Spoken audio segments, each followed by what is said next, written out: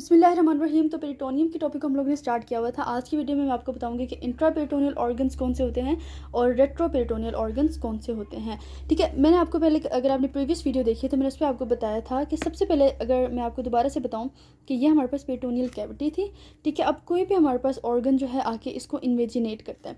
अब जब उसको इन्वेजिनेट करता है तो क्या होता है, वो आहिस्ता आहिस्ता इसके अंदर इनकॉर्पोरेट होना स्टार्ट होता है। ठीक है, इसके अंदर क्या होता है, इनकॉर्पोरेट होना स्टार्ट होता है और अल्टीमेटली वो इसके अंदर आप कह लो कि एक दफ़ा कम्प्लीटली आ जाता है। जैसे कि मैं आपको दिखाऊं कि अब ये जो है ना इसके अंदर आ चुका है। ठीक है, अब क्या होता है कि जो ये वाली बाहर की तरफ पेराइटल पेरिटोनियम है और एक जो इसको अंदर की तरफ से लाइन करी है जिसको हम लोगों ने विज़रल पेरिटोनियम का नाम दिया था। लेट्स सपोज ये हमारे पास विज़रल पेरिटोनियम है।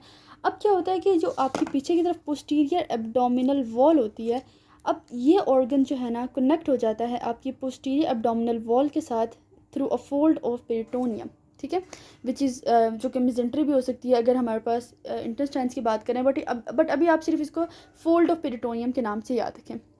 स्टार्टिंग में क्या होता है, मोस्ट ऑफ द ऑर्गन्स ऐसे ही हमारे पास इन्वेजिनेट करते हैं कि जब वो हमारे पास पेरिटोनियम के अंदर आते हैं तो वो पोस्टीरियर एब्डोमिनल वॉल के साथ क्या करते हैं, मिजेंट्री के थ्रू अटैच्ड होते हैं। अगर ये थ्रू आउट द लाइफ यानी कि इवन मतलब कि बर्थ तक और बर्थ के बाद भी किसी फोल्ड ऑफ पेरिटोनियम के साथ अटैच्ड रहें तो हम लोग उनको नाम देते होते हैं जी इंट्रा पेरिटोनियल ऑर्गन्स का। ठीक है, व्हाट डज इट मीन कि जो इंट्रा पेरिटोनियल ऑर्गन्स हैं इसका मतलब है कि ये हमारे पास जो पेरिटोनियम के अंदर जो कैविटी है उसके अंदर हमारे पास जो है ना वो मौजूद है ये ऑर्गन। ठीक है, अच्छा कभी कभार हमारे पास क्या होता है कि अगर मैं आपको ऊपर से दिखाऊं तो ये मैंने पीछे पोस्टीरियर एब्डोमिनल वॉल बनाई हुई है। ठीक है, और आगे की तरफ जो है ना हमारे पास ये मिजेंट्री के थ्रू अटैच्ड है हमारे पास ये कोई भी हमारा ऑर्गन है। ठीक है, अब क्या होता है, कुछ ऑर्गन्स जो है ना वो मिजेंट्री के साथ अटैच होने के बाद उनको जो है ना सुकून नहीं आता, वो क्या करते हैं, वो towards the posterior abdominal wall move करना स्टार्ट कर देते हैं। यानी कि वो आहिस्ता आहिस्ता जो उसकी मिजेंट्री होती है वो पोस्टीरियर एब्डोमिनल वॉल की तरफ मूव करना स्टार्ट कर देती है। और अल्टीमेटली हमारे पास क्या होता है कि कुछ इस तरह सा स्ट्रक्चर बन जाता है हमारे ऑर्गन का। ठीक है, और उसके साथ जो उसकी मिजेंट्री है उसका, ये देखें अब जो हमारे पास पोस्टीरियर एब्डोमिनल वॉल है उसके साथ जो है काफ़ी उसके क्लोजली आ गई है। और फिर अल्टीमेटली क्या होता है कि जो हमारी पोस्टीरियर एब्डोमिनल वॉल होती है उसके अंदर टोटली क्या है, इनकॉर्पोरेट हो जाता है हमारे पास ये ऑर्गन। ठीक है, अब आप देख सकते हो कि जो हमारे पास पेराइटल पेरिटोनियम है अब वो हमारे ऑर्गन को सिर्फ एंटीरियरली लाई कर रही है। ठीक है, अब दैट मीन्स कि ये वाला जो ऑर्गन है ये हमारे कहलाएगा, this one is retro peritoneal organ. ठीक है, ये हमारे पास रेट्रो पेरिटोनियल है। अब जो रेट्रोपेरिटोनियल है आपने याद रखना है ये लाई करेगा between your posterior abdominal wall and the parietal peritoneum.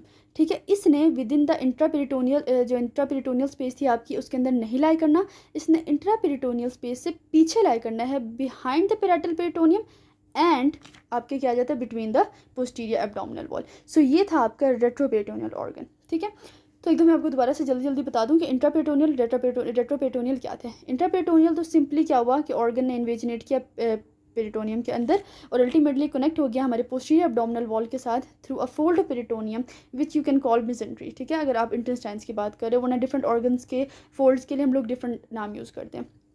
कुछ ऑर्गन्स हमारे पास ऐसे होते हैं जो अपनी मिजेंट्री के साथ तो स्टार्टिंग में अटैच होते हैं बट आहिस्ता आहिस्ता क्या करते हैं, वो मूव करते हैं towards the posterior abdominal wall, उनकी मिजेंट्री, और अल्टीमेटली फ्यूज़ कर जाती है वो पोस्टीरियर एब्डोमिनल वॉल के साथ। और क्या होता है, जो ऑर्गन है वो बन जाता है रेट्रोपेरिटोनियल, यानी कि वो डायरेक्टली अटैच हो जाता है पोस्टीरियर एब्डोमिनल वॉल के साथ। और जो पेराइटल पेरिटोनियम है वो सिर्फ और सिर्फ उसको एंटीरियरली कवर करिए, उसको पूरी तरह से कवर नहीं कर रही।